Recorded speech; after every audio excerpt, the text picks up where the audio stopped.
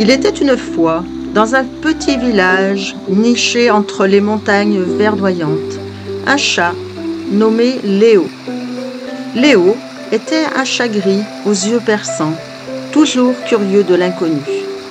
Il se plaisait à errer à travers les ruelles, ses pattes effleurant les pierres antiques, mais un endroit particulier attirait souvent son attention, le ruisseau qui serpentait près de la forêt. Les villageois parlaient souvent du ruisseau, chuchotant des légendes anciennes à son sujet. On disait que l'eau était enchantée, capable de fasciner quiconque osait la regarder trop longtemps. Mais Léo n'en prêtait guère attention. Chaque jour, il s'aventurait près de l'eau, intrigué par la danse des ondulations et le reflet des cieux. Un après-midi, Léo se rendit au ruisseau comme à son habitude. Le soleil brillait à peine à travers les arbres et une douce brise effleurait la surface de l'eau. Lorsqu'il arriva au bord de l'eau, quelque chose semblait différent. L'eau, habituellement claire et paisible, brillait d'une lumière étrange, comme si elle reflétait non seulement le ciel, mais des mondes inconnus.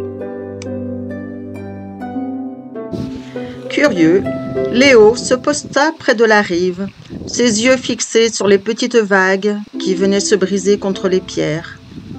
Il observa la lumière qui dansait sur l'eau, hypnotisant ses pupilles. Petit à petit, il sentit une étrange sensation l'envahir, comme si le monde autour de lui disparaissait. Ses pensées se firent plus lentes, son corps plus lourd. Il se laissa engloutir par ce ballet aquatique, ses yeux fixés, sans pouvoir détourner le regard. Au fil des minutes, Léo ne remarqua pas le changement. L'eau sembla l'attirer de plus en plus profondément dans un rêve éveillé. Les arbres s'effacèrent derrière lui, et le chat s'imagina voyageant dans un monde lointain, fait de lumière et de brume. Un monde où tout semblait possible et où il était roi, maître de ses rêves. Mais soudain, un bruit de cloche sonna au loin, brisant le charme. Léo cligna des yeux et, comme un enfant qui sort d'un sommeil profond, il se redressa d'un coup. L'eau, désormais, semblait ordinaire. Léo secoua la tête, un peu engourdi.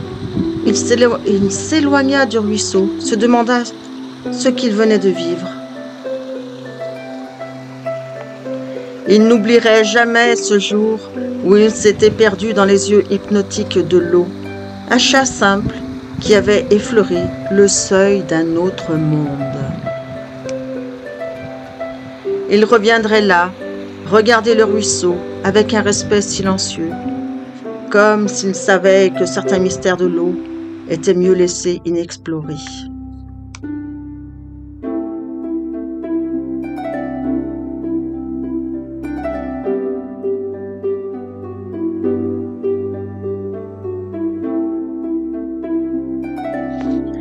Les anciens du village continuaient, eux, de murmurer leurs légendes.